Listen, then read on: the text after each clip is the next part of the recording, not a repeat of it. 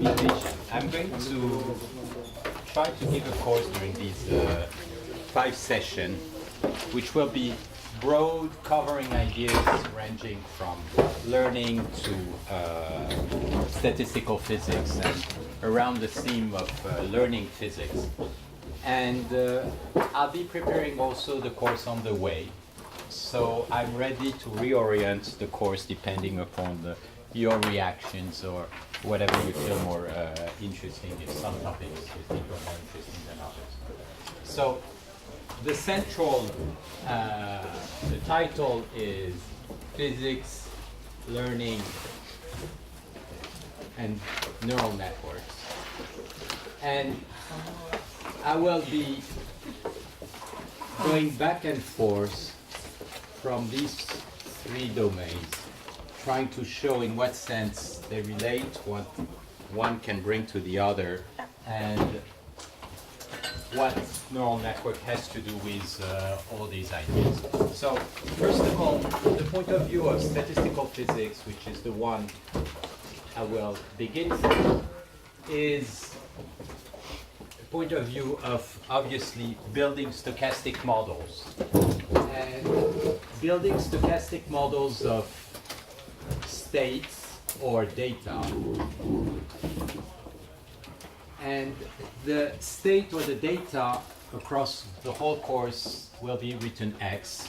X, which will be a parameter potentially of u, where u may be a time or a spatial variable depending upon the kind of data. And across the different examples I'll be giving, you'll see time series, images. X will correspond to density, electronic density in quantum chemistries, or spatial variable in 3D and so on. So x is my state, my data, and typically, obviously, in statistical physics, we try to understand the probability distribution of x. Now, when you are in the case where u is a finite variable, which is in a subset, let's say, of dimension d. So x of u, will belong to Rd, or if it's bounded to an interval of dimension d, then you would like to see, obviously, where are these x aggregated in your space, and try to find your probability distribution. Now, one of the specific elements of statistical physics is that you're building that kind of models in relation potentially with microscopic properties that are aggregated to try to understand how it links to the overall probability distribution.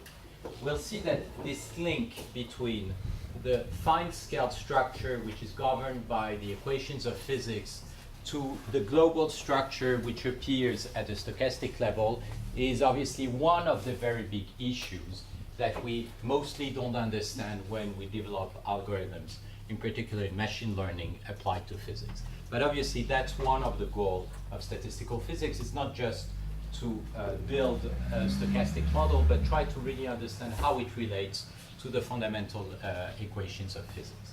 Now, this is related to, in learning, to the notion of unsupervised learning.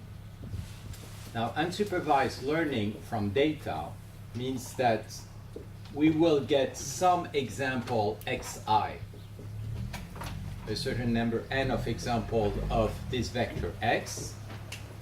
So if x will be viewed as, that's another element of notation, as a realization of a random vector x of u, then these will be different realizations of x. And given these examples, we would like to try to infer some model p tilde of x of p of x. So, unsupervised learning, yeah, you have a question? What is U representing? U is, can be, in the case of a time series, will be a time index. U will be, in the case of images, the 2 variable u1, u2 of the image in 3D, the three variable of the position of particle in space, and so on. So that's related to unsupervised learning. The second element we'll look at is what I spoke about, this idea of trying to be able to learn physics. So these problems of learning physics, first of all, the idea is from data, you would like to discover, in some sense, the law which are governing the phenomena in order to potentially solve a problem.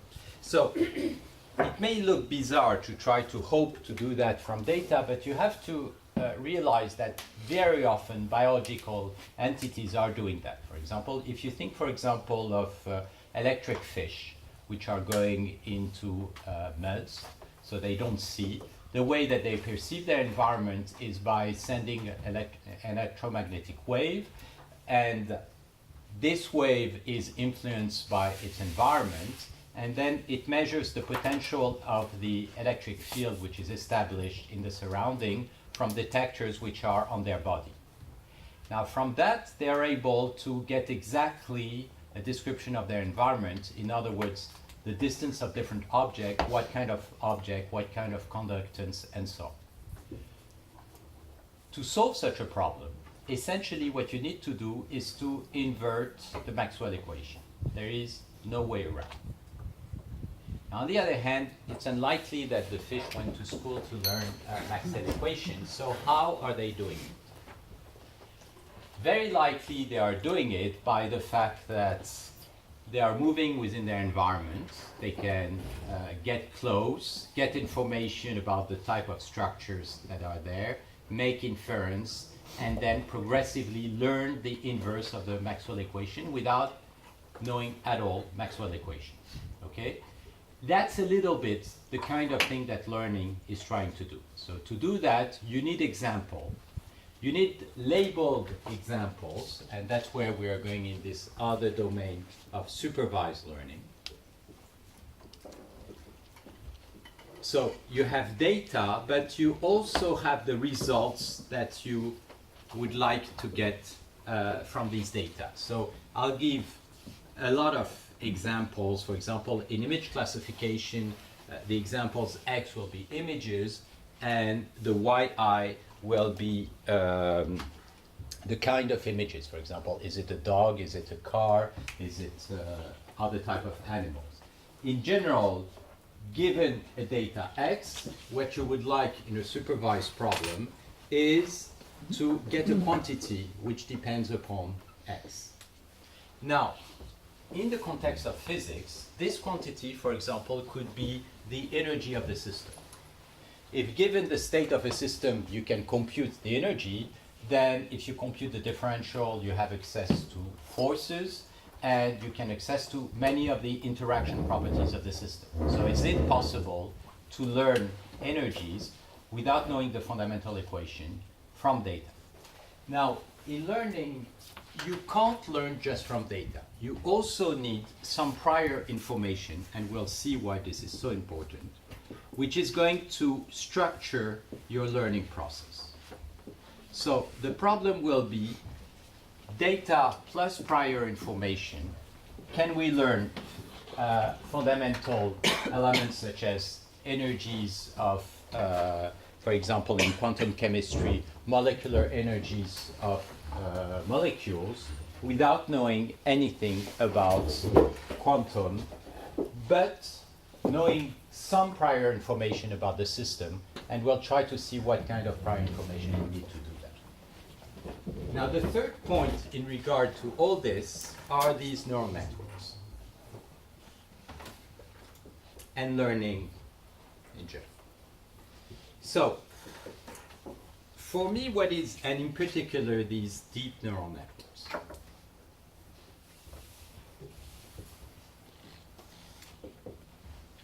You've probably all heard about deep networks, the fact that they got spectacular results for doing image classification, audio classification. If you have a cellular phone, essentially most of its features related to learning are based on the deep neural network.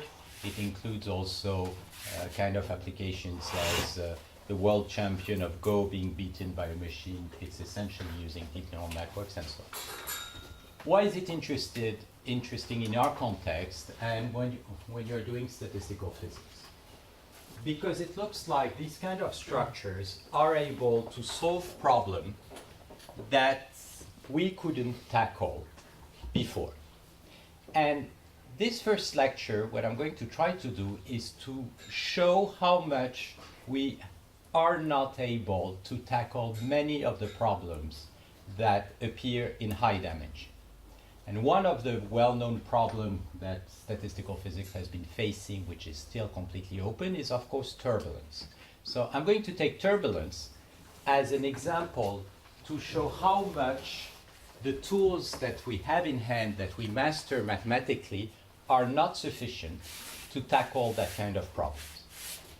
And what I find very interesting about deep networks, which is essentially until now an empirical field, is that numerically there are indications that this kind of computational structure or algorithms are able to tackle that kind of problems.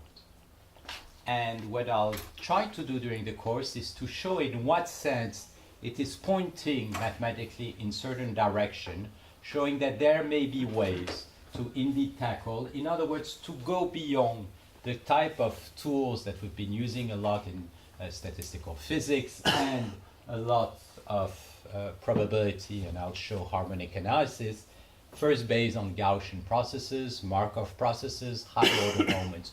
All these tools essentially don't work in that context, and how to go beyond. So that's basically the kind of I just put down the okay. Kind of thing that I'll be trying to do during the course. So to go a little bit more specifically into now details, I'm going to first look at the issue of unsupervised learning. So the problem, as I said, of unsupervised learning is to estimate a probability distribution. And there is, so as I said, you have a random vector x of u. You have several realization xi like this.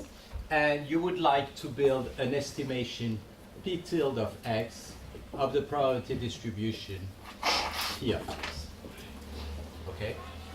Now, why is this problem so difficult when x is a vector in high dimension? And that's a concept that you, I'm sure, all know, but that will follow us constantly, which is the notion of curse of dimensionality.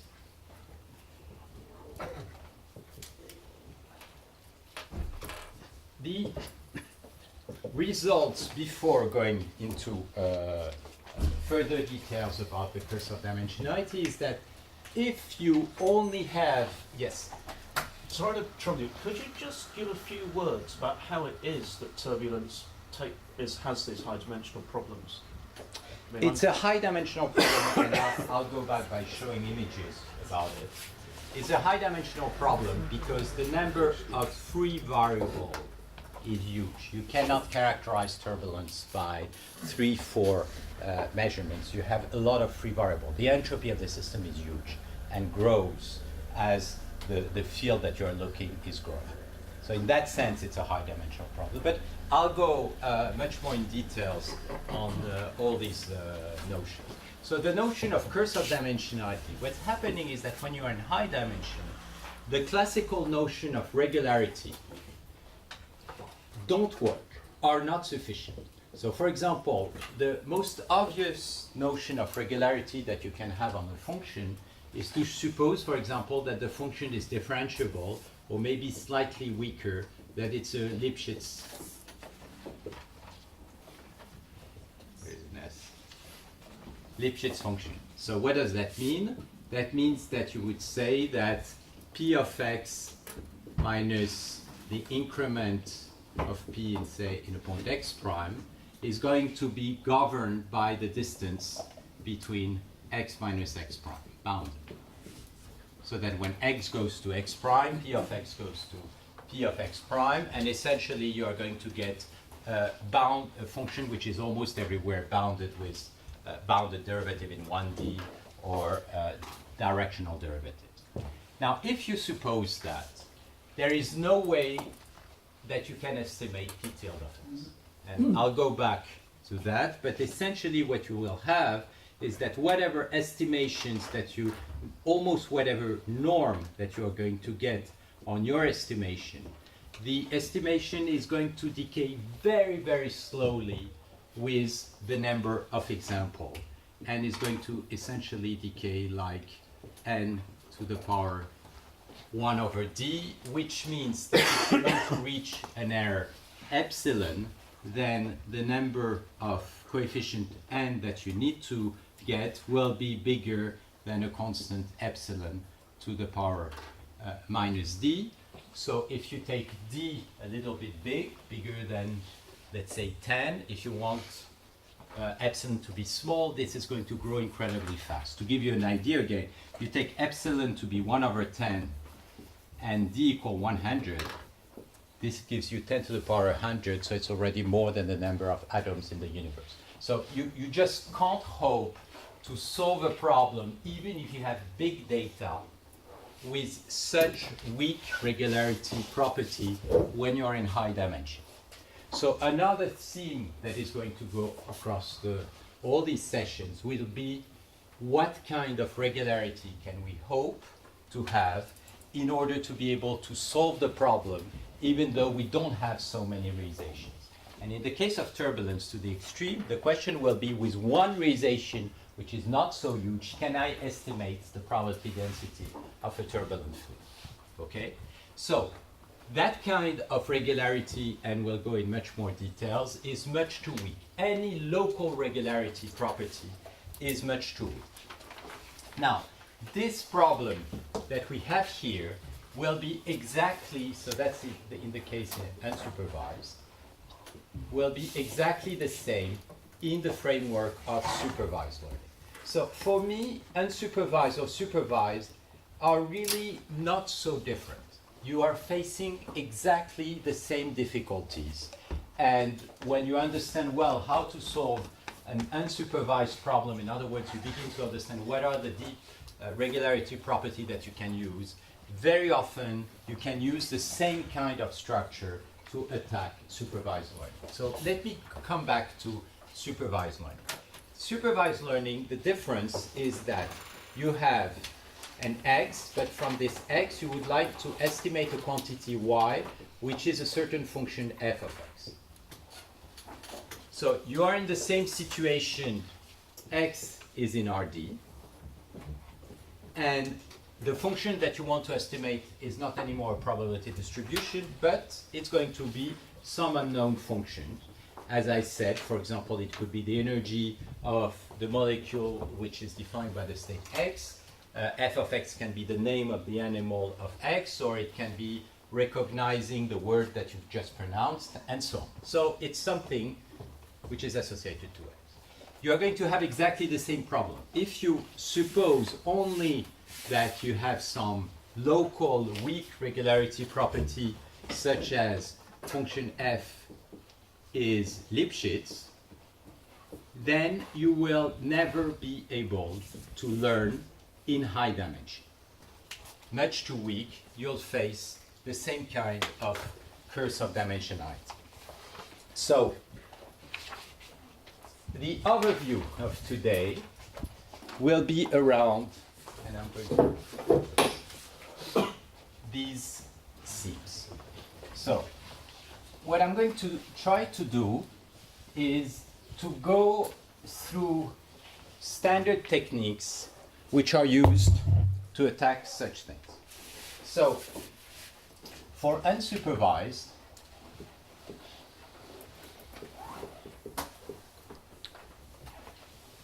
as I said, I'm going to be very negative today. So I'm going to show in what sense current techniques are failing.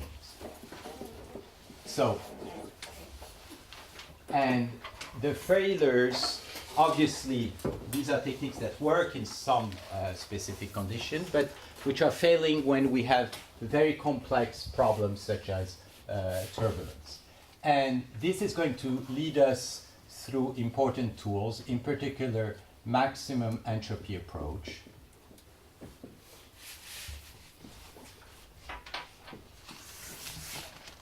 And that's what I will be developing. For supervised learning, it will be essentially the same road. I will show that the same problem creates exactly the same effect. What I'm going to, in that case, I'm going to show that you have something which is very much related to this maximum entropy approach, which are based on kernel learning. And in both cases, we are going to face the issue of building a representation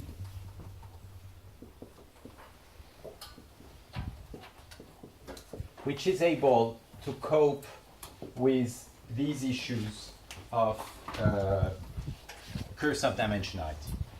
The third element that I'll be trying to do today is to give a different point of view related to neural networks viewed through approximation theory.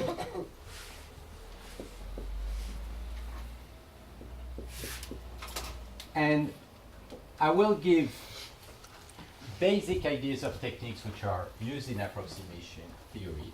And the morality will be the same thing. In low dimension, the mathematics work wonderfully well. We have exactly the appropriate classes of regularity. You have the right theorem to get an error decays which goes to zero sufficiently fast when you do an approximation, and so on. And you will see how all this explodes completely when you go to high dimension. In other words, there is no mathematical approximation theory in high dimension currently. And again, to come back to these ideas, and in particular, I'm going to look at one hidden neural networks. You may have heard these ideas, or you may know about this universal theorem of one hidden layered neural networks. It's absolutely not solving the problem. It has exactly the same issue of curse of dimensionality. In other words, these theorems are nice, I'll show in what sense, but to solve the kind of problem we are interested in, they are a little bit empty. And I'll finish on deep network and try to ask the questions on how come they do work on this problem, despite the fact that all theorem seems to indicate that the complexity is much too big. So that's a little bit the program for today. As you see, I'm going to jump from topics to topics. And the goal is to try to show you that there is a vast panorama out there which is not so unrelated. And when I say not so unrelated, is not so unrelated either with various type of applications. It will not just be physics, it will also, as I said, be images or audio, but also neurophysiology. I'll be speaking few words about it because there is a lot of research which is currently being at the interface, and it's interesting to try to understand in what sense all these problems are related. What is the dream behind all this? The dream is to progressively be able to build a theory, a mathematical theory of high dimensionality. In some sense, this dream is also the dream of statistical physics. And what I think is that there are really very beautiful ideas to get out of the empirical experiments that people are doing right now. We don't understand well the math, but these empirical experiments seems to indicate that there are some common concepts behind all these problems in appearance very different. The reason is the same kind of computational architectures are able to tackle very different problems such as the one that I mentioned. Okay, so that's a little bit the panorama. Let me begin by the curse of dimensionality. So I said in high dimension, the problem is of completely different nature than in low dimension. And the reason, I suppose you know it all, but I'll come back to it. So suppose that you only impose some local regularity property, such as the fact that your probability distribution is locally smooth when you move your state, or the function that you want to learn in a supervised learning problem is also Lipschitz, okay? So, what do you have to do in order to be able to compute P of x? So, in one dimension, it's quite obvious what you try to do. What you try to do is a histogram where you take your x-axis, you divide it into beans of size epsilon, and if you have enough elements in each of the bean, you are going to estimate your P of x by the average number which arrives in each bean, and you are going to get an estimation of P of x which is reasonable because you know that your true P of x is regular. Okay? And as epsilon is going to go to 0, you are going to have a good estimate. So, same thing for supervised learning. What do people try to, what is the simplest algorithm for supervised learning? You have an xi, but you also know the value of x I, which is the yi. So the simplest algorithm would be the nearest neighbor algorithm, which consists in saying I have my different xi, like that which are spread. If I have a new x, I'm going to try to find the xi which is the closest to x. And what I can do if I refine the algorithm is to define a ball of radius epsilon around x. I can either pick as the value f of x being the closest, or if I pick a ball of radius epsilon, I can decide if the function f is regular, that the value of f of x is going to be basically an average of the value of x at the different xi in the ball which is centered in x of radius epsilon. If you do that kind of thing, same thing, you're going to get a good estimate as long as you indeed have some points in this small ball. So what's the problem which is happening in high dimension? The problem is that the number of balls of size epsilon is going to grow exponentially with the size of the space. Why? Because if you look at the volume of a ball centered at a point x0 and of size epsilon, this volume is going to be, so you are in dimension d, so if it has a radius epsilon, it's going to be proportional to epsilon to the power d, and then you have a constant which is essentially pi, that's the volume of the ball, divided by d over 2 factorial. Okay, suppose that now we are in a domain that was, let's say, in a domain 0, 1. In dimension d, I put myself in the domain 0, 1, dimension d. How many such balls do I have in such a domain? Well, if my domain is indeed covered by all my balls, then that means that the sum of the volume of all the balls is bigger than the volume of the domain. So I can sum all the balls. Suppose that the balls are centered in a position xi. Okay. And I can sum their volume. This is going to be bigger than the volume of my domain, which is here 1. So if I have n such element, it means that n multiplied by epsilon to the power d multiplied by pi d over 2 over d over 2 factorial is bigger than 1. If you apply the Stirling formula to that, what you get is that basically n is going to be bigger than square root of pi d multiply the constant is exactly d over 2 pi e. It's not so important, to the power d over 2 multiplied to epsilon to the minus d. So that says that the number of balls not only grows exponentially like epsilon, but the constant is also exploding. You cannot see them. Oh, I'm sorry. Yeah, I believe Oh, you're right. Let's say 20. Yeah, there is. Okay, let me put it here. The formula is going to be epsilon to the power d. Well, let me put the final formula anyway. N is going to be bigger than square root of pi d d over 2 pi e to the power d over 2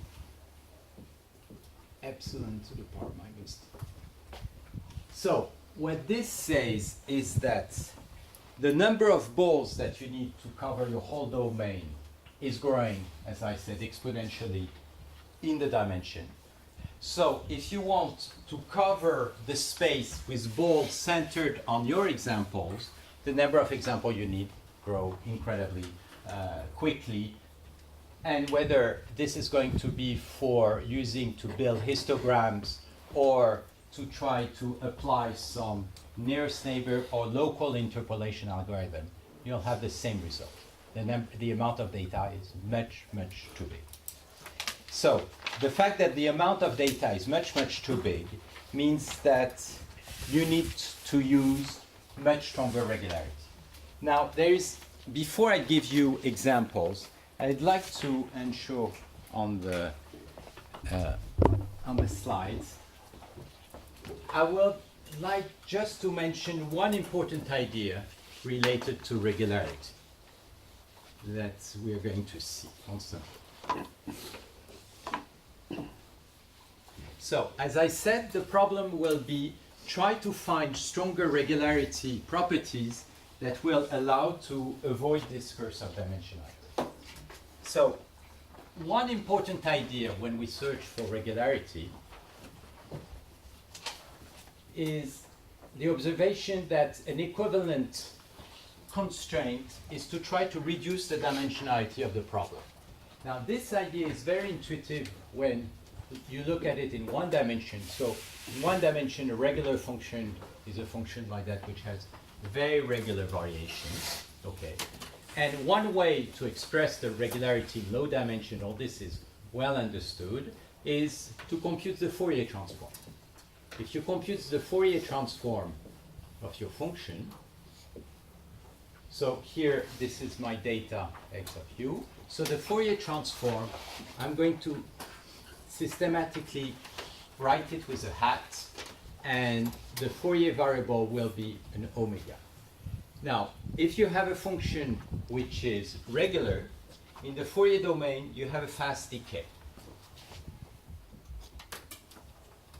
So, the fact that you have a fast decay means that you will be able to approximate your function with a limited range of frequencies. Let's say if it's regular over low frequencies, okay, which is, let's say, between minus m over 2 and m over 2. And the error that you're going to get, which is the tail that you are eliminating here, is going to be very small if your function is regular. And you can exactly quantify this error as a function of regularity. So that means that in this space, you can get, let's say, a sparse or a low dimensional representation.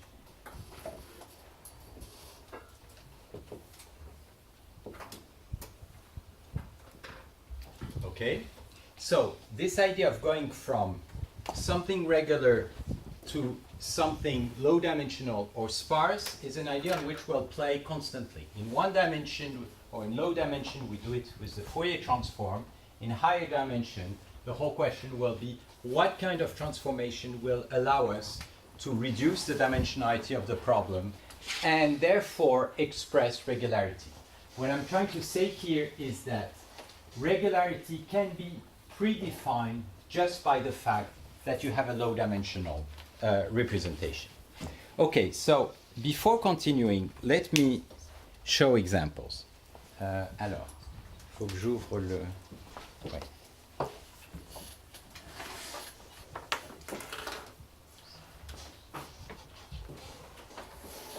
And I'm going to erase.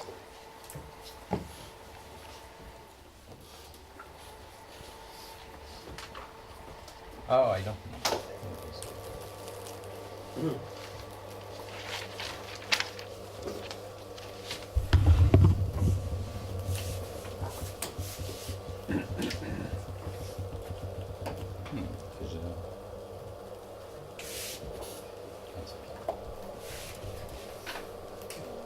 It works? No. Okay,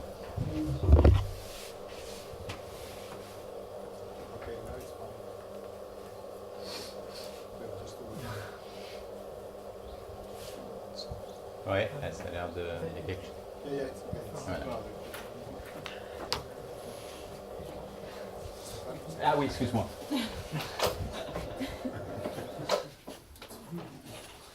je peux le remonter. Okay. So these are examples of supervised learning, okay, problems. So for images, you'd like to classify that as anchor, Joshua trees, beavers, and so on. You can see that the dimensionality implies an absolutely huge variability within the class. So here f of x is constant, okay? F of x is anchor. F of x here is Joshua trees, beavers. And what you would like is to try to understand what's the nature of this variability that you can essentially kill. What is going to appear behind that is the notion of invariant. Killing this variability means understanding the kind of variability that you need to kill, and what we'll see very naturally appear behind that are the notions of groups of symmetries, which are all over also in physics. This is example of turbulence, so I don't know if you see it. That's in fact 2D turbulence, which is simulated. That's a software of Kai Schneider. It was done also with Marie Favre, who happens to be here. And this is three-dimensional turbulence. So what you're seeing here is the turbulence of a mix of helium and hydrogen. So these are simulations which are done in collaboration between a group at École Normale Supérieure with Erwan Ellis, François Boulanger, François Lévrier, and I think people also at the CERA. So these are projections. What you see here as an image is a projection of your 3D turbulent gas in 2D. So the width of this image is basically 100 light years. Okay, so we are at extremely large scale. And here you see several realizations of this random process. So the question will be, can we build models of such very complex random processes? So when you look at this problem, what kind of arguments that sometimes you hear is the fact that, yes, maybe your data lives in is in high dimension because you have many variables, but maybe in fact the problem is not so difficult because the data aggregates on a low dimensional manifold. And the kind of examples that you have is, for example, take a mouse. Okay, this can be a mouse in very high dimension. When you move the mouse, the number of degree of freedom that you are going to have is not equal to the number of pixels. It's going to be much, much less. And if you look at all possible configuration of a mouse, in fact, it lives on a low dimensional manifold.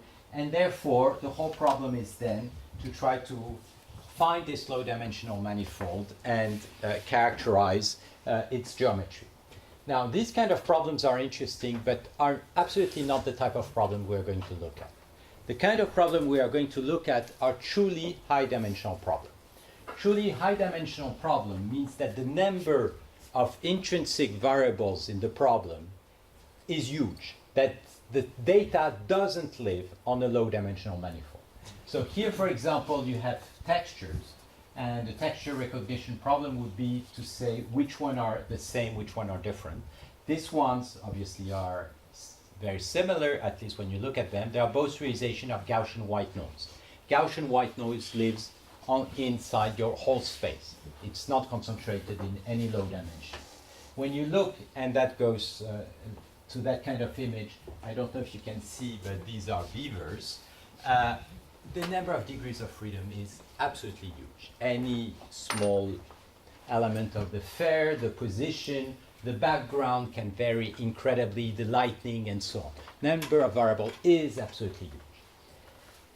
Similar problem, text. You take a text with letters, essentially the number of free variable nearly will be the number of maybe not letters but words. So you're going to have again very high dimensional problem. Social networks, you have interactions, your exchange of information, and obviously problems in physics. If you consider mole of matière, the Avogadro number, as you know, is absolutely huge. The number of degree of freedom of these kind of n-body problems are for n extremely large. Other example, I don't know, we don't hear. I don't know if I can put the sounds.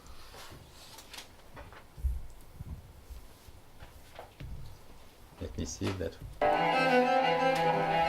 Okay, so that's the audio sound. This is the waveform. Same thing. If you consider any kind of speech, any kind of music, and so on, you are going to have about 10,000 samples per second, and these samples cannot be reduced to low dimension, and finance is yet another example. So this will be our environment, okay? And the goal is to try to understand, is there a common way to attack any of these problems? That's what learning is trying to do, and obviously that's what statistical physics is dreaming to do as well. And turbulency. Okay, so let's. There's a question. Yes, sorry. Yeah. So, I mean, isn't the image recognition problem also in some sense? Oops. That's just to try to catch it. No, please. Yeah, so isn't the image recognition problem also, I mean, the high dimensionality of image recognition, isn't it also kind of fictitious? Because, I mean, I can decide at what scale I want to, what is the precision that I want to look at the image, right? So I can see it as 1,000 times 1,000 pixel image, or I can say 50 times 50 pixel image. So, I mean, I can change. I mean, I'm free to change the dimension. Yes. In some sense, but I'll still be able to recognize the beaver. No. That's one of the things. You discover that's the day you have a problem with vision, and you realize you can't recognize people anymore without your glass. Yes, you can recognize that the person is a person, but you cannot do any kind of recognition task like recognizing who a person is specifically. So, and one of the things, in fact, in vision, but your question is very relevant because that was the intuition of people in vision at the beginning, that you could take an image, reduce it to a very small image, and do the recognition. In fact, now people realize that the most important information to do recognition is high frequencies, not low frequencies. And in fact, the low frequencies have a lot of variability that are completely unconnected with the nature of the thing that you recognize because of variation of illuminations, because of variations of, mainly colors and things like that. So high frequencies are very important, and if you reduce the dimensionality, you lose the information. So image recognition is a high dimensional problem intrinsically. Yes? What do you mean by high frequencies? High frequencies, I mean, if you compute the Fourier transform of your image, okay, you are going to get a two-dimensional Fourier transform, and reducing the resolution of image by reducing the number of samples is equivalent to only keep the low frequencies of the Fourier transform and eliminate the high frequencies. That's what I mean. So it's the Fourier high frequency. Non-linear. What? You can do it non-linear. To keep But then a it's strong coefficient. Yeah, but that's another story. That's another story. Then you try to say, maybe I can find some transformation which reduce dimensionality. I agree, but then we need to find which one. And that's even if you compress image, you take the most efficient way to compress images nowadays are essentially JPEG 2000, which amounts to take the image, compute a wavelet transform, keep the largest coefficient. If you do that, you still keep of the order of 100, let's say 10,000 variables. You can compress at most by by a factor 100. That means you are not anymore in dimension 1 million, but 10,000. 10,000 is still very high dimension for all our problems. You don't reduce, low dimension is dimension 5. If you are beyond dimension 20, you are essentially in high dimension. That's the problem. So, okay, so let me now go to the different approaches that has been developed to tackle such problems, because obviously this is absolutely not new. So I'm going to try to close that. Yes.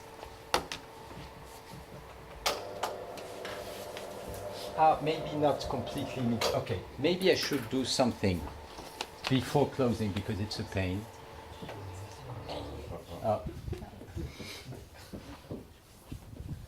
Well, too late. So I'm going to put it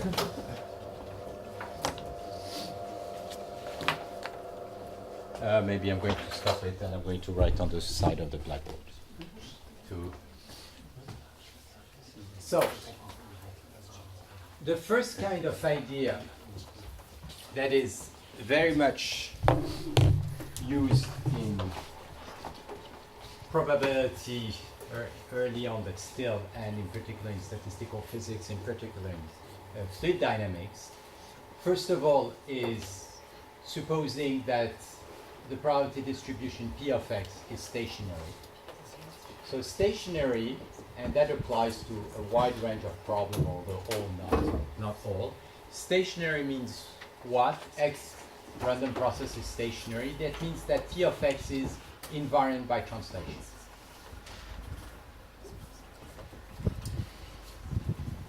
So in all these problems, I'm supposing that I have a density. So if I have x of u, I'm going to leave it. And I translate it, so I get x of u minus tau. That's x tau of u. Then the probability distribution in x, density, and in x tau are the same. Okay? So that's first, but that doesn't lead you very far.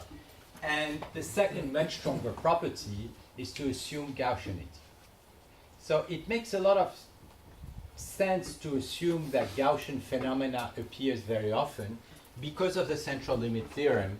We tell you when you begin to have enough mixtures, things are going to have a tendency to become Gaussian. Now, if you are in the world of Gaussian processes, you are completely safe because you have a low-dimensional representation of Gaussian process. Essentially, if you have a Gaussian process, the whole process, as we'll see, will be characterized from second-order moments. Second-order moments, that means that if I suppose that, let's say, x of u is a zero mean random process, the only moments that you need to know will be given by the covariance, so the correlation between x of u and x of u prime. Now, if you know that your process is stationary, this is only going to depend upon the distance, so between u and u minus tau, and that defines the covariance at a distance tau between any 2 points. Okay? So basically your covariance matrix, if you have a stationary process, is going to be invariant to translation, is going to be a convolution kernel. Therefore, and that's where the Fourier transform again appears, you can diagonalize it by computing the Fourier transform and you get the power spectrum.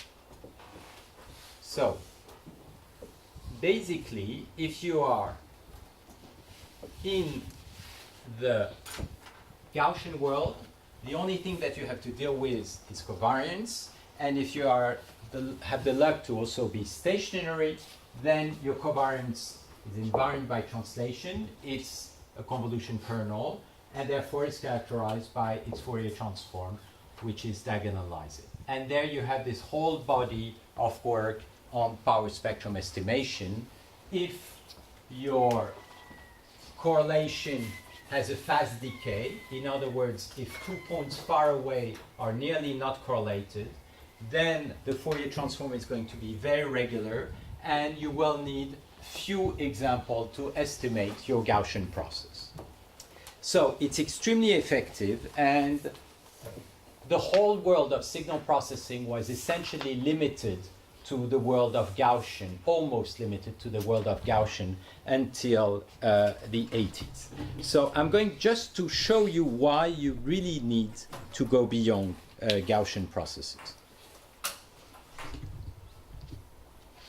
So this is the two examples of fluid.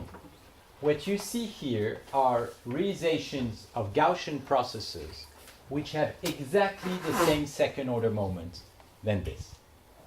So if I don't know how much you can see, but the whole geometry of your random process has been completely destroyed. If you think how it relates to the work in statistical physics, this is basically the Kolmogorov model. The beauty of the work of Kolmogorov is that he was able to relate the decay of the power spectrum to the structure of the Navier-Stokes equation, but this model is much too weak. And you can see it because if you have exactly the same decay of power spectrum, and this is much more precise, this has exactly the same second order moment, you absolutely don't capture the geometry of your turbulence. Question? Yes. Just for clarification, this is a function of time and Of also, space. Right. U here is, Yeah, I mean, tau. 2D is a space. No, tau is time, right? No, tau is a translation variable in space. Tau here is a translation The variable. stationarity in space. Yeah, the stationarity is in space, so it's either on a grid or in a continuous field. Okay, so and you take the Fourier transform relatively to that. Okay, so that's exactly the kind of thing we want to go beyond. Okay, so the next kind of tools that has been used are Markov hypotheses. So, yes.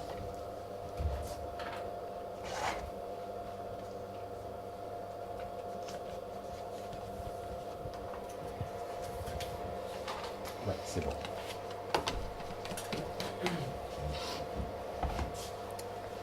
So, the problem was, obviously, you want to go beyond Gaussian processes. Or maybe before Markov, let me say what is the most natural thing to go beyond Gaussian process? What's the first idea that comes to your mind to go beyond Gaussian processes? Higher order moments. Okay. Okay. Gaussian processes is characterized by second order moments. Why staying with second order moments? Let's move to higher order moments. And that very natural idea was developed during the 90s a lot in the area of statistical signal processing, but also in a lot in statistical physics. On the side of statistical signal processing, it was really a failure. Why is it a failure? Because you cannot estimate high order moments.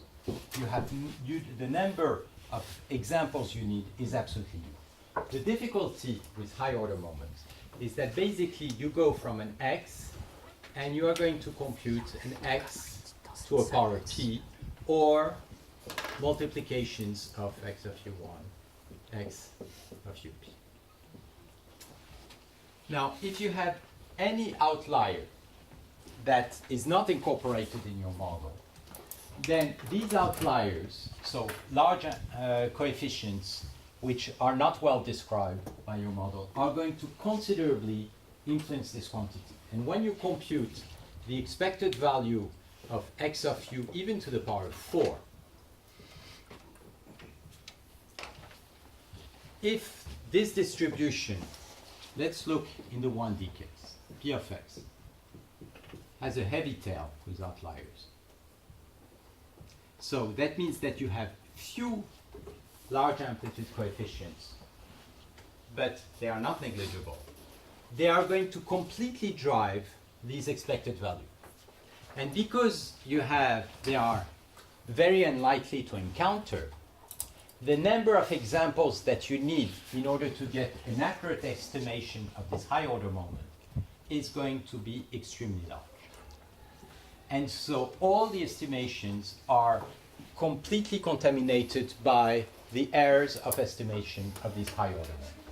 So basically, that was a road that was abandoned, and the key reason is that this function that goes from x to a certain power is a function which is enlarging potentially the distances between the point, okay?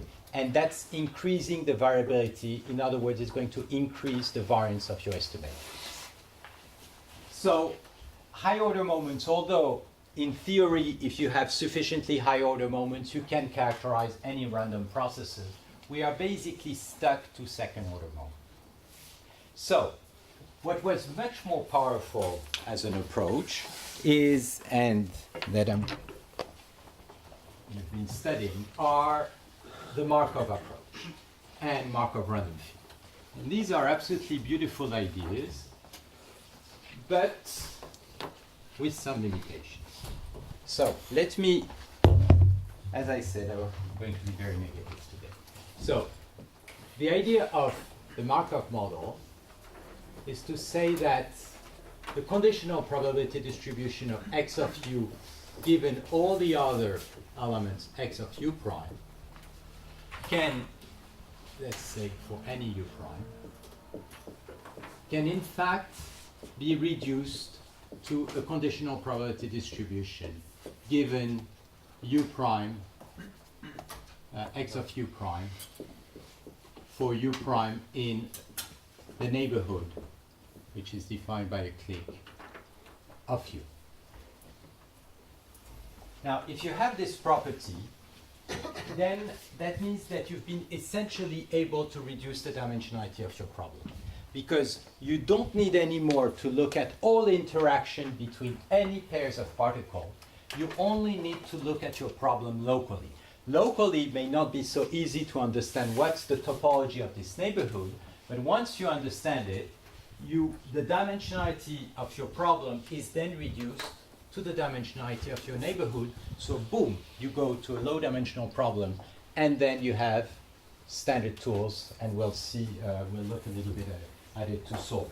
Now, in that sense, the Markov hypothesis is a regularity property. Okay, you've been able to reduce, and that means that you will be able to propagate your probability distribution. And of course, one of the very nice example is the Ising model in ferromagnetism, which also shows that this model can be rich. You can have very complex fractal structure emerging from a Markov random field, but the hypothesis is very strong. It's very strong and is not valid in the case of turbulence. It's not valid in the case of turbulence. It's not valid either in the case of images. If you have an image, you cannot understand what's happening on an image at a point only by looking at the neighborhood. Same thing for turbulence, where you have very long range geometrical structures like that. The dependents are not localized to a very small neighborhood. Now, the day you break this Markov hypothesis, the question is it still possible to reduce sufficiently the problem and be able to tackle an estimation problem with a reasonable amount of data? So, I will come back to that, but there is one central idea I want, before continuing on the Markov model, that I want now to introduce, which is the idea of scale separation. So, if this is wrong, then what can we do? Think of one of the simple problem in physics where that kind of thing happens is when you have particles in an which have charged particles, and you have a Coulomb interaction between these particles. In other words, you are in the electrostatic situation. Now, if you have the Coulomb potential has a very slow decay, like 1/r. What does that mean? That means that if you take a particle, you cannot neglect the influence of any particle, even though it may be very far, because the interaction potential has a slow decay. Now, this situation is very typical of most situations we're going to encounter. Think now of these particles as being agent in, let's say, social networks. If you take someone very far away, let's say in Russia, can we neglect his influence on your life? A priori, you may say yes. But if you neglect him, you have no other reasons to not neglect any other guy in Russia. If you do that, then you neglect Russia. Now, if Russia has a tension, for example, political tension with France, if you're French or whatever, Europe, it may influence your life. So no, you cannot neglect Russia, and therefore you cannot neglect this guy. However, you still intuitively don't care about what he's doing in his life. What you're really interested in is Russia. So how can you solve that? Well, with the same kind of techniques that you use in physics. The idea is to say, and that's very much used in the case of the fast algorithm, in particular of multipole, is to say, okay, who do you really care very strongly? You care very strongly about the close particles, your family, let's say. These are the ones that are going to have a very strong influence on you, okay? Then what about the other more far away particle? The idea for the more far away particle is you can regroup them and look at the equivalent field that they are going to create on this particle. What about the even more far away particle? The even more far away particle, you can regroup them in an even bigger group and look at the equivalent field. Okay? And if you do that, the number of groups that you're going to build are going to go from, to understand the influence of all particles on this one, is going to go from D to log D with these multiscale regrouping.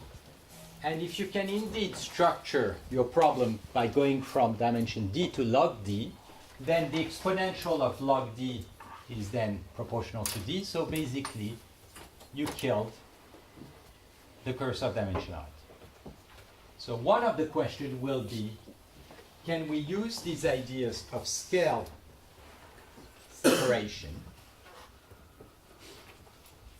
and look at interaction across scale to reduce the dimensionality of the problem?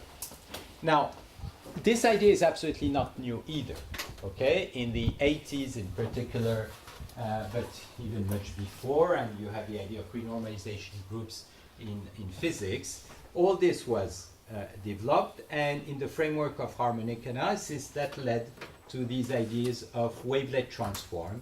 What a wavelet transform is essentially doing is separating scales.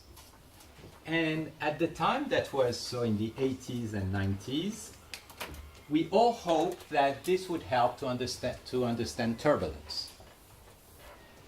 We now had mathematical techniques which allowed us to separate different components in different scales, and then the idea is let's try to analyze these different components corresponding to wavelet coefficient and try to understand turbulence from that. And that was essentially a failure. It was not yet another failure. It was a failure, and state of the art of turbulence essentially didn't. Now, why? What's the most difficult problem? It's not enough to separate scale. You need to understand how scale interact. In other words, in the case of multiple in an electrostatic field, this works out. But when you are in a more complicated situation, you also need to understand what's the interaction between these different groups, because they are going to influence the interaction in the central particle. So the problem is, yes, you need to separate scale, but you also need to understand how these scales interact, and you need to be able to characterize that with a limited number of terms. And one of the beauty for me of deep neural networks is that that's what they are essentially, among other things, doing. They are able not only to separate scale, but to compute interaction across scale. Now, until now, I have very much spoken about spatial variables, but spatial variables behind you have this notion of translation group. What we'll see is that there are many other type of variables that come within these problems, other type of groups, therefore other type of interactions across scale along different type of variables. But that's, for me, one of the reasons why you can potentially attack these high-dimensional problem where Markov hypothesis fails, is because you may still be able to get long-range interaction characterized through a limited number of scale interaction terms. So, let me now go into a little bit more specificity around all these ideas. So, I'm going, again in my back and forth, going to come back to ideas of statistical physics and information theory, and try to see how it relates with all this.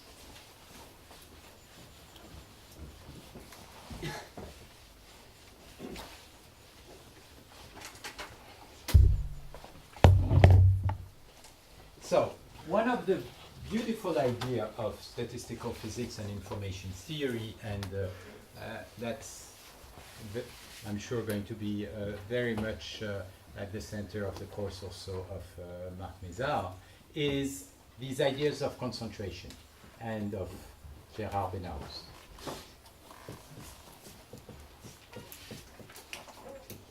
It's the fact that in many problems that we're going to encounter, X is not going to be anywhere within our space. It's going to concentrate into a domain of, and I'm going to be very superficial, just trying to stay at the level of the main ideas to relate it with what we're speaking with, over typical sets. So you're going to have a concentration. And if your problem is complex, you're going to have the notion of entropy that is going to come into, that you all know very well. And the entropy, I'm going to write like that, is going to grow, in fact, with the dimensionality of the problem. So it's going to grow linearly with the dimensionality of the problem. So you have the notion of entropy rate, which is the ratio between the entropy divided by the dimensionality of the problem. Now, how can you define this typical set? You can look at the log of the probability distribution. And if you look at the average, so 1 over d, it's going to, if you have a large deviation principle behind, going to converge to the entropy rate. In other words, your typical set, you will be able to define it as the set of X where the log of the probability distribution is not far from the entropy. Now, the classical and most simple case where this is obviously going to be true is when you have independent sequence. In other words, when X, which is again a function of your variable u, if P of X is a product with all the P of u for any u, then what you're going to get is that your log is going to be the sum of the log of P, and you see that you are going to have a simple concentration phenomena because you have a sum of independent variable if, sorry, it's P of X of U. If the X of U are all independent, which I suppose that's going to converge to the expected value of log of P of X, which is the entropy. Okay, so that's a completely fundamental idea in information theory and in statistical physics. And the problem is characterize the geometry. So, what is the geometry of this? What's the distribution of this? Now, one point is that if X is quantized, then the number of points that you have in this set is going to be essentially equal to the entropy.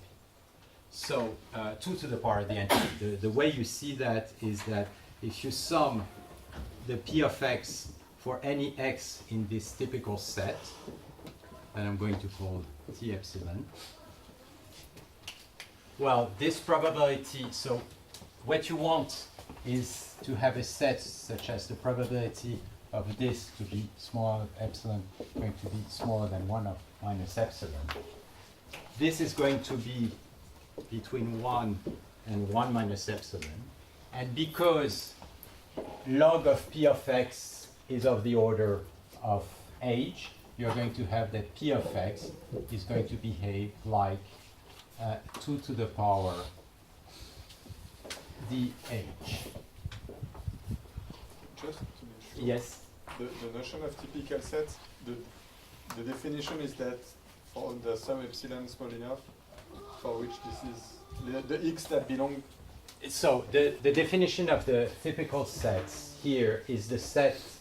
So you can define it only, and that's why I'm doing it in a very, you need to have a concentration phenomena to define your typical set. And if you have a concentration phenomena, then the set of points which are such as the set of all point x such that the log of P of X 1 over d is close to h is going to, you are going to have a probability converging to 1 that your x belongs to this point. So let me say. It's a compact sort of. So, yes, to get your, okay, so there are various hypotheses to have that. One of the simple case to have that is when you have a compacity. So that means, let me take, I should have it, I'm doing it in a much too crummy way. X of u is, or x is the random vector.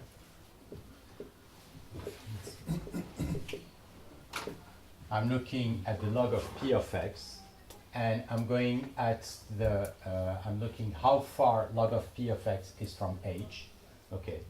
And I'm saying that if I have a large deviation principle which allows me to say that when I'm far away from that I have an exponential decay, the probability to belong to this set is going to be, going to converge to 1, and the typical sets are the set of points where here the log of P of X is close to the entropy up to an epsilon r. I'm going to define it later in a more rigorous way by defining microcanonical set.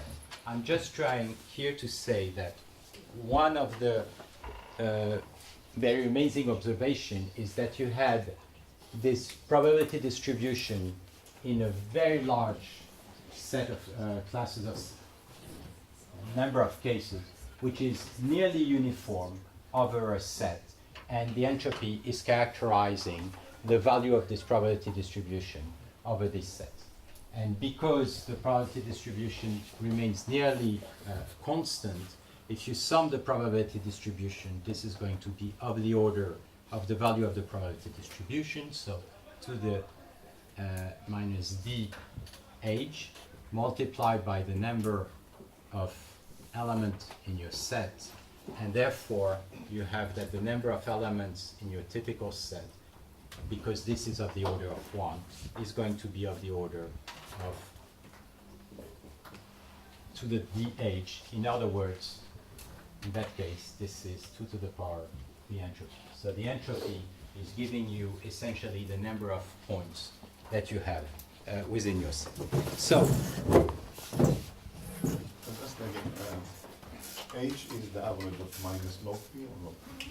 H here is big H is the overall entropy. H is the entropy rate. Yeah, so it's average of log P or minus Yeah. log P. So, oh, sorry, there is H is an average of minus log. Okay. Yeah, there is in there. Yes, absolutely. So, this observation is everywhere in these models. Okay, it's something that we have all over. But, as I said, the whole question is to understand the geometry. So now I'm going to relate it to Markov random field and say how people try to use that to extend models to define the geometry of this set through the maximum entropy principle. So I'm going to speak about things that, again, most of you know very well, but it will be a way to try to specify the questions we'll be facing.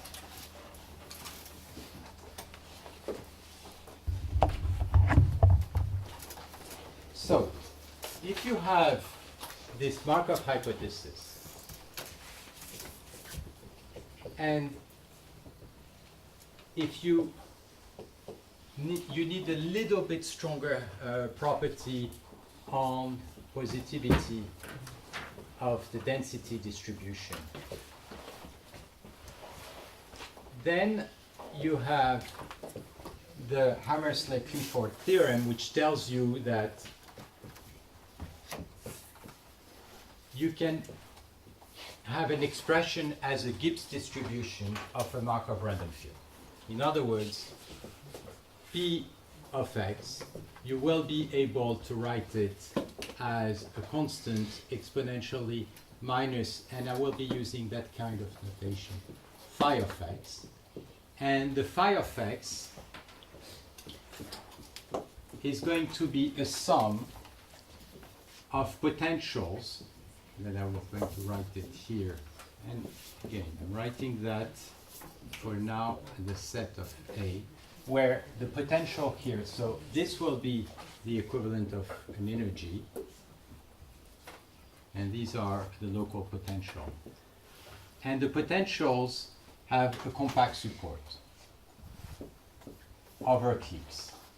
In other words, UA of x only depends upon the value of x over a local neighborhood which is indexed by A, and which will correspond to the clique. So if you have a Markov random field, as I was mentioning before, you have a way to reduce the complexity of the problem over the cliques, and you can characterize your Markov random field through potentials, and these potentials are only defined by the restrictions over the clique. And you have a beautiful expression of the probability distribution written there. So, yes? Can you remind what the clique is? The clique is a set of neighbors which are sufficient to know in order to know the conditional distribution. So here the clique around a position U is the set of all the points U prime that you need in order to know the conditional distribution of x given all other points. So it's the necessary neighborhood that you need. So in the case of an Ising model, the clique is going to be essentially the neighbors. You imagine a picture, you only have the 8 neighbors, and that defines the clique. That defines the neighborhood.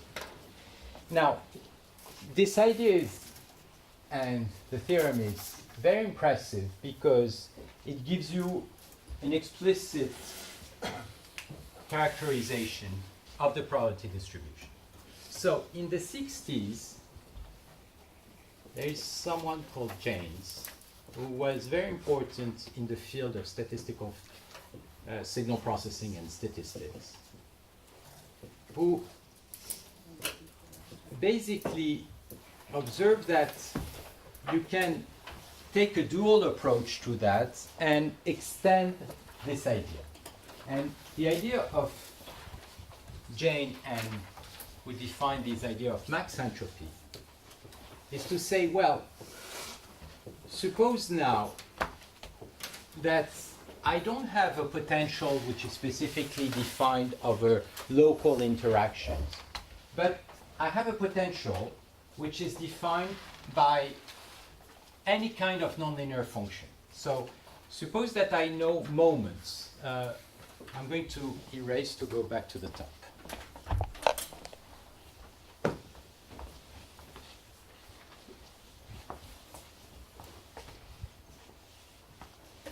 Oh, attends.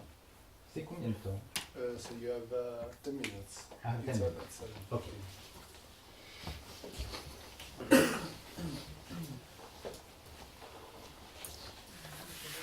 So I'm going to finish on this idea of max entropy.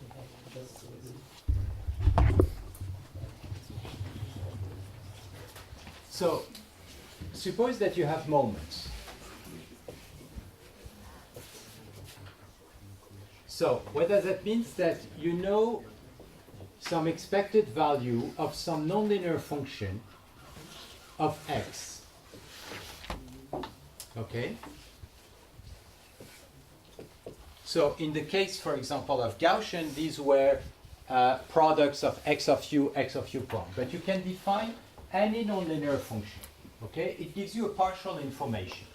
It could be properties local in a clique, but it could be something much more general. Okay? So what that means is that you know the integral of phi k of x, p of x dx. Okay? And suppose that's the only information that you have. So you have a set of microscopic measurements, k of them, and you would like to define a probability distribution which respect these measurements. Okay?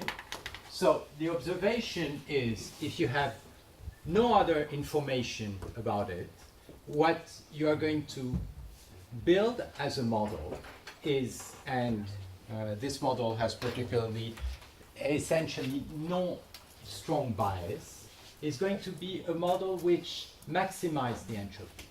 In other words, you want to define a distribution which has as much, if you have no other information, as much variability as possible, which is coherent with these measurements. So what is the entropy? The entropy, which I'm now going to define formally, is the expected value of minus log of p of x, and is therefore the integral of p of x log of p of x dx. So this is a concave function. I'm going again to skip over difficulties in the case where I'm not in a bounded case. I will mention it a little bit, but let's observe that for now this is a concave function.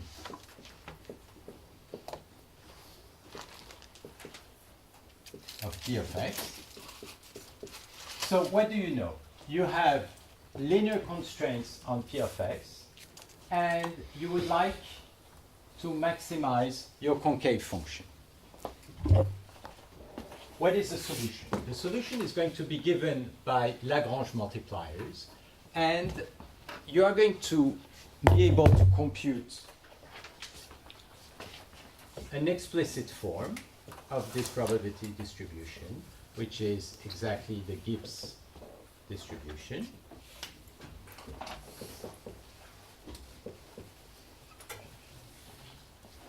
And the theorem tells you that, so there are, I'm going first to consider the case where x of u takes its value in a bounded set. And I'm in finite dimension B, So I have no problem of compacity, and in that case, the distribution such that the expected value relatively to this distribution, so that's the distribution relatively to P of the phi k of x. In other words, P tilde of x into, I'm going to write it the same, phi k of x, P tilde of x dx equal mu k, so respect my constraint, and which maximize the entropy, in other words, the integral of P tilde of x, so the entropy is, we'll write it h of P tilde, log of P of x dx. Then this distribution have a closed form, which is the Gibbs distribution. In other words, it's going to be z minus 1, and it's going to be a sum over k of the phi k of x, and the phi k of x are going to be multiplied by Lagrange multipliers. So if you look at this, it says that the log of P tilde of x is going to be a constant that I called beta 0 plus the sum over k. Let me say that goes from 1 to big K of beta k phi k of x. Okay. An exponential. There is exponential. Thanks. Now- and all this is all this in the bounded set, so it is 0. What? So all this is it is 0 outside I. Yeah, I suppose that x takes its values in a bounded set. If you remove the bounded set hypothesis, you are in a non-compact situation, then you are not guaranteed anymore that your solution is going to take this form. However, if you have a solution which takes this form and which satisfies the moment condition, then it is a solution which maximizes the entropy. Okay. From a learning theory point of view, what that says is that you basically have a linear problem. You've been, in some sense, if you now look at this problem from a point of view of learning, that says you basically linearized your log probability distribution, and the whole key question is to understand what are these miracle phi k of x, which has been able to linearize, and what obviously you hope is that this is nearly equal to log p of x. So in what sense this model is going to give you an appropriate measurement of log p of x? One way to compute the distance between the true distribution and the one that you've been observing from this partial information and by maximizing the entropy is to look at the Kullback-Leibler distance between P and P tilde. So the Kullback-Leibler distance, so the divergent, is going to be the integral of the P log P tilde of x over P of x dx. And this is equal to 0 if and only if the two distributions are equal. Now in that case, you can take the log and write it as a sum of two logs. So this is going to be the integral of P of x log of P tilde of x minus the integral of P of x log P of x dx.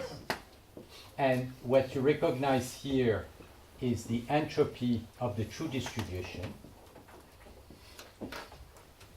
And because you have all these constraints and log P of x is written like that, if you compute the integral of P of x log P tilde, I let you verify that this is going to be equal to the entropy of P tilde.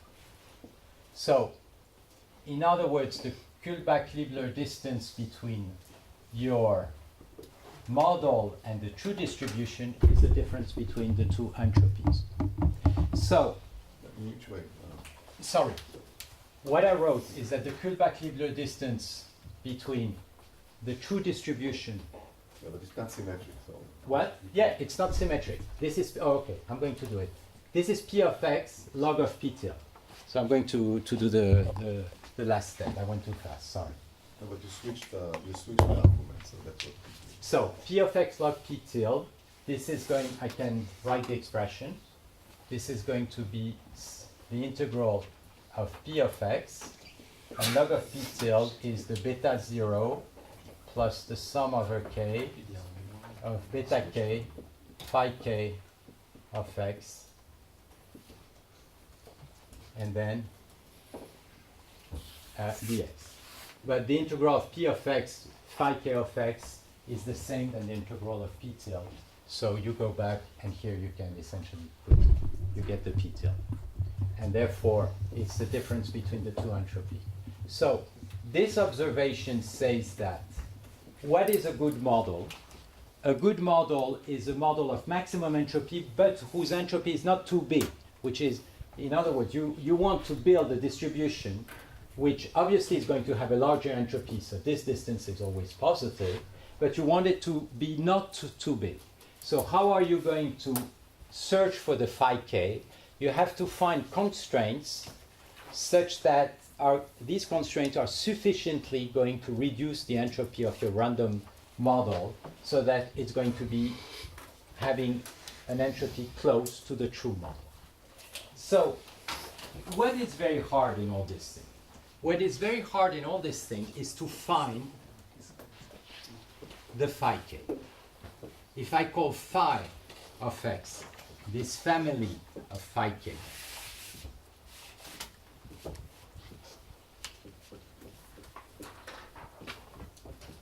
the whole problem is to find these constraints which are going through simple moments going to specify your probability distribution.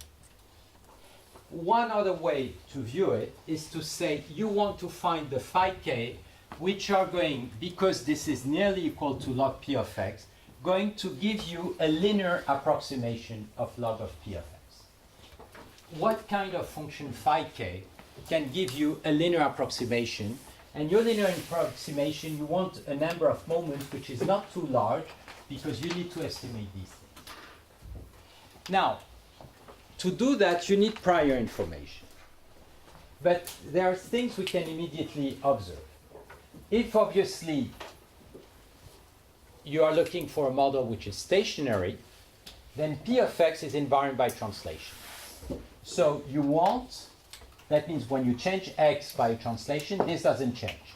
So if you want to be able to write this as a linear combination of few of these functions, you would like this function phi k to also be invariant to translation.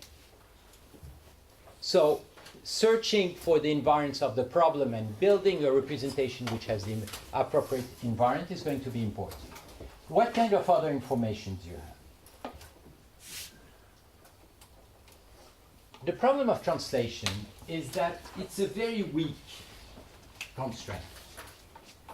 It means that you have a group, and it's only a two-dimensional group if you, for example, look at it in our images.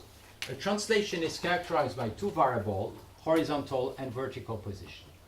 So when you define an invariant relatively to two variables, if you even kill this variability and you are in dimension 1 million, that means you go from dimension 1 million to 1 million minus 2. So it's no big deal. It's obviously not going to be sufficient. What kind of other symmetries, what kind of other invariants you can look for? That will be the central questions also that we'll be looking at.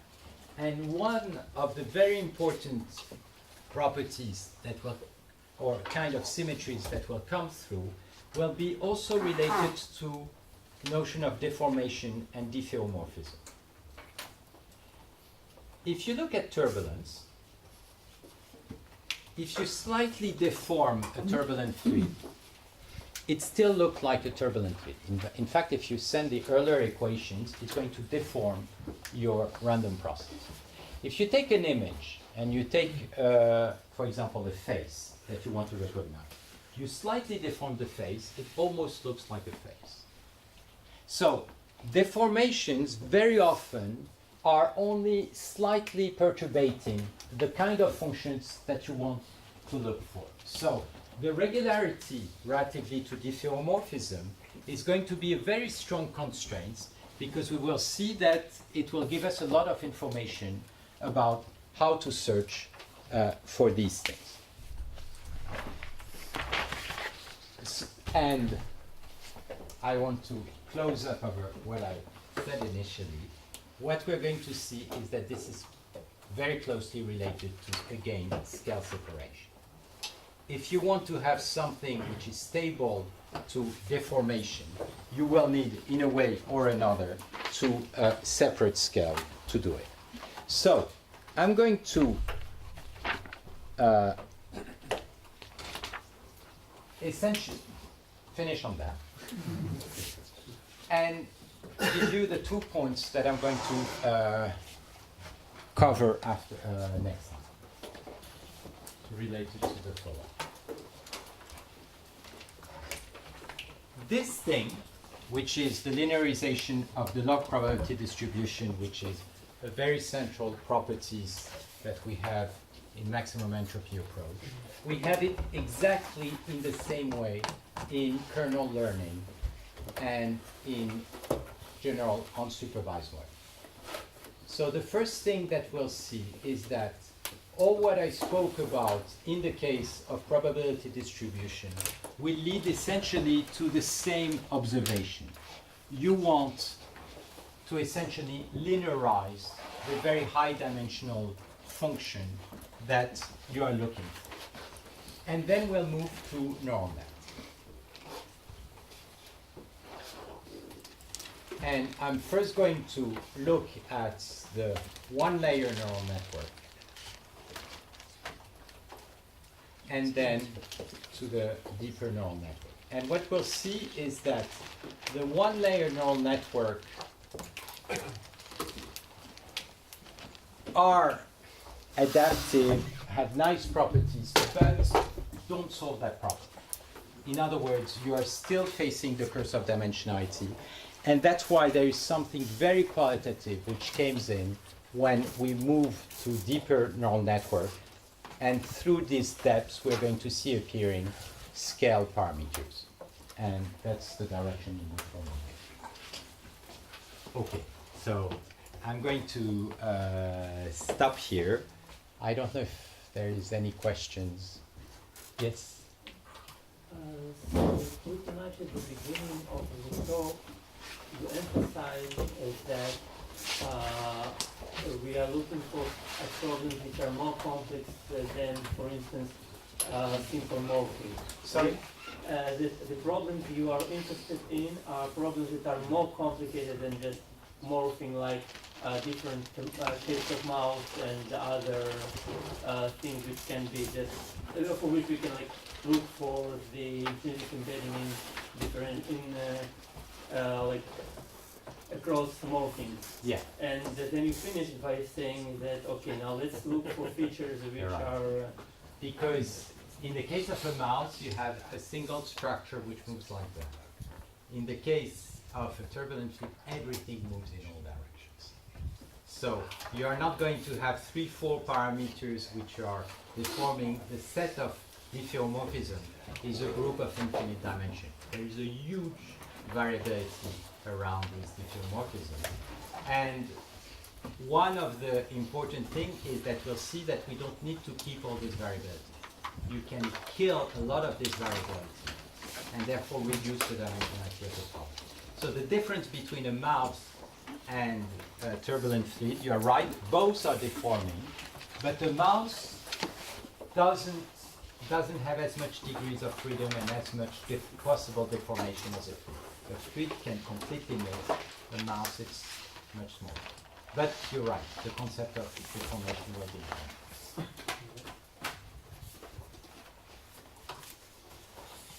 Question? So hopefully by the end of the 5 course things will come through. What I just would like to do through this course is to point out, so it's going to be, and it's the first time I'm giving that course of a thing, I'm voluntarily completely exploding things. In other words, touching many different parts. You will see that we'll move to, we'll touch part of group theories, of harmonic masses, is to show that there is a big world out there. And most questions are not answered. So it won't be a constructed course where you'll have answers to questions. Most of them will end up as open questions. But that's good topics for doing research. Thanks.